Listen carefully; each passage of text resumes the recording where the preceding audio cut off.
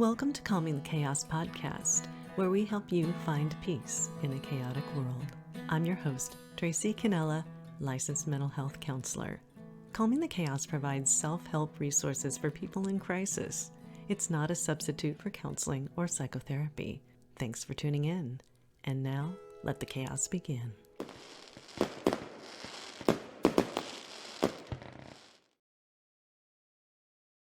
For any of you who know me very well or have followed me in my podcast or on YouTube, you know that the kitchen causes me significant chaos for a variety of different reasons. However, one of the ways that I use to calm my chaos is to let my husband take over the kitchen. It is so nice. So in this video, I'm going to be behind the camera and my husband's going to be in front of it, and he's going to be making one of my very favorite dishes for Oscars night on March 10th, 2024. He is going to be making his simply delectable manicotti. So here is my husband, Tim, and he's going to be teaching you how to stuff your shells and to chill out during Oscars night. So here he is, and I'm going to stay behind the camera as he makes manicotti. Timmy? Hello. Take it away.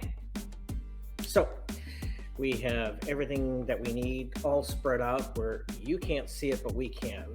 So the oven is preheating, as you can see right over there. You see that? The oven is preheating. Yep. We're going to get pot going for our manicotti. Noodles, it doesn't really matter. This was the only manicotti noodle they had at the store at the time. So, but it is important if you are making manicotti, if you've never made it before, you don't want to cook these like you cook spaghetti. You want to undercook them a little bit. So basically anywhere from 8 to 9 minutes. Once the water is boiling, then you want to cut it off immediately and rinse them off with some cold water. You want them a little bit firm to stuff. We need one bowl for our stuffing mix and one bowl for our sauce mix. Now I'm cheating a little bit using some ragu. So Why did you do that?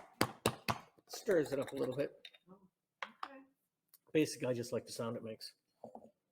Snap, snap, snap. Yep. So now some people would rinse this out with some water, but I'm not going to do that because I don't want my sauce to be too watery. So put that off to the side. Tracy wants this to be a chunky manicotti sauce, so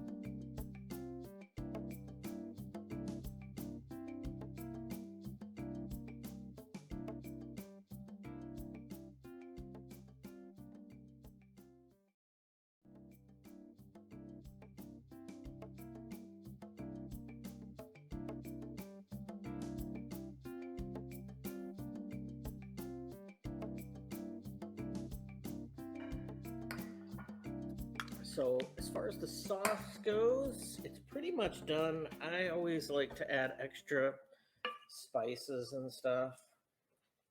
Is that what these are? Yep. Just because nothing is ever garlicky enough for me.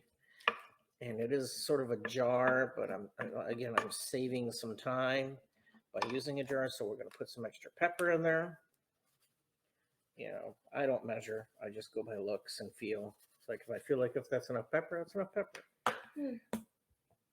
Extra garlic, of course, but we're going to use two different kinds. Powdered garlic is a little bit more potent. So, and minced garlic, dried minced garlic. I mean, I don't even mess with the cap, you know. Oh, yeah. Just gets in the way, so I just do that. And that gets you the kind of the chunks of garlic that you might be able to bite into. So my pot over there is boiling.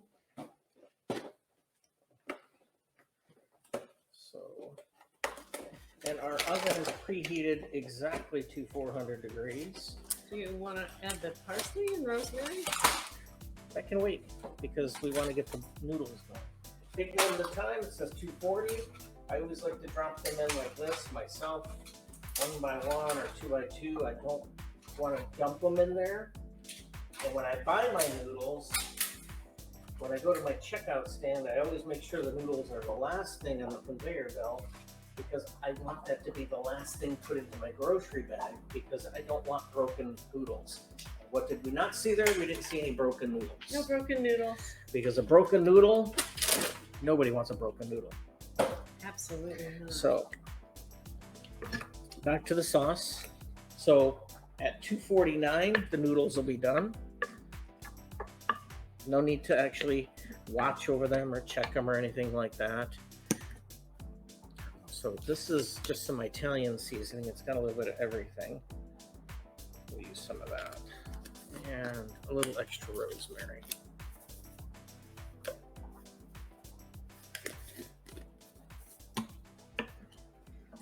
Some people stuff their manicotti with meat, like sausage or ground beef or something like that. Me, I've always been a traditional ricotta, mozzarella, Parmesan mixed cheese sort of thing. So, yes. Let's get through the filling. Ricotta cheese. Okay, full flavor. No need to go low fat. I mean, if you're eating this food, trust me. It's not low fat. We're not going to go low fat.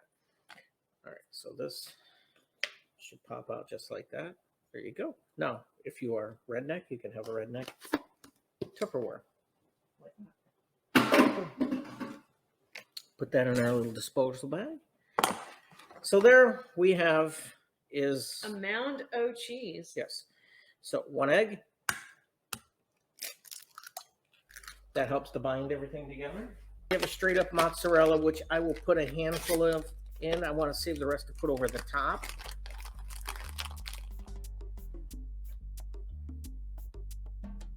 Yeah, a little bit zesty on that pot there, Hacienda. I always say a watch pot never boils. This, I guess, an unwatched pot. This is an 8-ounce bag. I'm probably going to put half of it into the mixture here.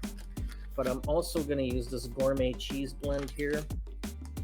It's got some Wisconsin, New York, and Vermont sharp cheddar. I like a very cheesy dish. So we'll put a bunch of that in there too. Maybe a third of the bag. Save the rest for later.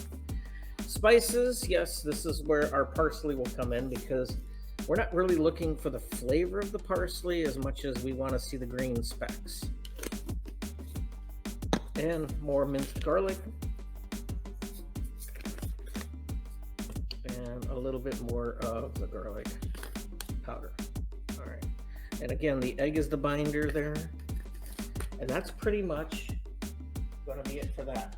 So now what we're going to do here is get a spoon. Just kind of move these around a little bit. Make sure we keep them submerged. I'm going to have to turn that back up again. We got about 5 more minutes. And these will be done. That's what you're going to stuff this stuff into. Correct. This is the stuff that's going to be stuffed. Yes, I'm using the same spoon that I just stirred my pasta with. Bringing it over to here. So that's, you can see the parsley. See how it stands out, how it's nice and green. It's not really for flavor. It's just more from an aesthetic point of view, just to, oh, it looks nice. So that egg that's down in there, that's the binder. Just wanna, and if it feels like it's a little milky, like I have it here, it does feel a little milky. I'm going to use a cheat. Uh-oh. Breadcrumbs? Close. What I have here is some shaker cheese. Oh. And we're going to try and kind of get some of that moisture with some shaker cheese in there. Oh, okay. So yet again, some more cheese. So we're just kind of, it feels a little like it's too moist, and yeah, and I don't want that. See, it's still a little too moist. We're just trying to soak up some of that moisture. I probably could have dumped my ricotta cheese into a strainer and let the liquid. So this is better. It's not great, but it's workable. You don't want it too liquidy because then it's just gonna right on out of the shells. All right, we still got about 4 minutes over here on these shells. And since we're here farting around, we always add more spices. Why not? There we go. A little bit more Italian seasoning in there. And some cheese, some extra cheese. Why not? Just trying to, just still feels a little too milky, huh? Just a little bit. It should be a little bit more firm. You should be able to, when you scoop it, it should be able to hold its form. You know, that's just sliding a little bit, but I think this will work. Don't you want it to kind of slide into the noodle? Yeah, we're going to get it to slide into the noodle. So, all right. So, as we wait for the noodles, which we still got a few more minutes, our pan, which we have sprayed, we're going to put a layer of sauce down.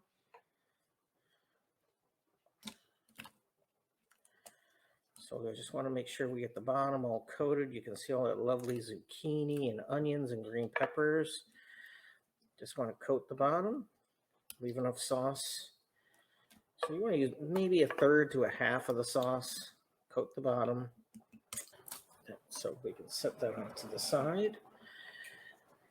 So it's a 3-step process. We'll have our noodles, and then we'll grab a noodle, we'll stuff it, and then we'll lay it into this, our bowl. Go. It's not good. Cats in the kitchen do not help. Do not help. All right, so we're ready to start stuffing our shells. So this is what I mean by a little bit of breakage. There's a little. Oh gosh, Louie. There's a crack right in there on this shell.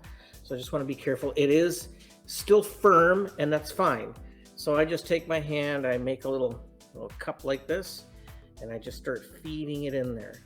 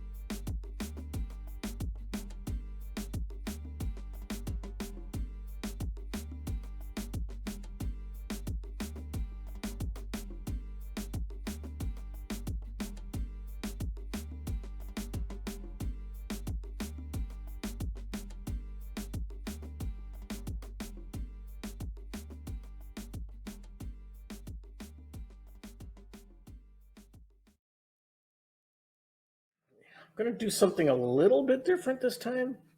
I've never done this before, but I'm going to do it this time. I'm going to take this great gourmet cheese, and before I put the sauce on there, I'm just going to sprinkle, because, you know, the world does not have enough cheese. Mm-hmm. Okay. And we'll put a little extra on the sides here because of those unfilled noodles. I'll just do something like this. Now we're going to take this sauce.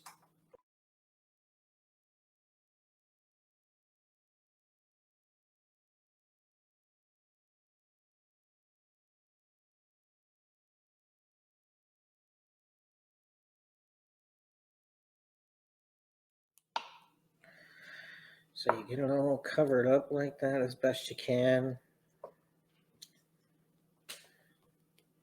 Okay. And the best part now, you take your leftover mozzarella cheese. And again, like I said before, the world just doesn't have enough cheese.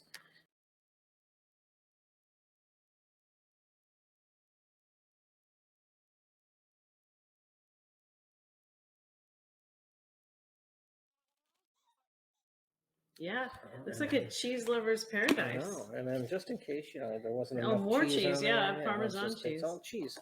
It's all cheese. Right, so when we do have a little bit of this left over, which just throw it on there. I mean, so in a sense, what do we have? We have a cheese fest. We have basically over 1.5 pounds of cheese in this thing, because these are 8 ounces each. We put 2 of those, so there's 1 pound of cheese. The ricotta cheese, which was 8 ounces itself. There you go. So there it is. I've already done this. I like shiny side out. Why shiny side out? You want the heat to reflect off of it, because we want the inside to cook. And then I usually pull it off near the end. So this kind of goes into the oven for about 40 to 45 minutes. That is one heavy piece. So we put it in there. So about 3:45, it should be good to go. And what we will do at that point in time is, right over here, we've got this garlic bread right here. And this garlic bread says heat the oven for 350. Leave it in this foil bag and just throw it in the oven. So basically about 10 minutes before this is done, so about 3:30 or so, we'll put that garlic bread into the oven. We'll let it go, and eventually we'll be able to pull it out and see if it's ready. So that's manicotti. Welcome back. All right. So let's see how we did. I took the liberty and I did put the bread in the oven right over here. It's been in there for a while, about 10 minutes. Take this out right here. Now, I can hear it sizzling. And I'll leave that in there. We put so much cheese on there. It's like a cheese delight.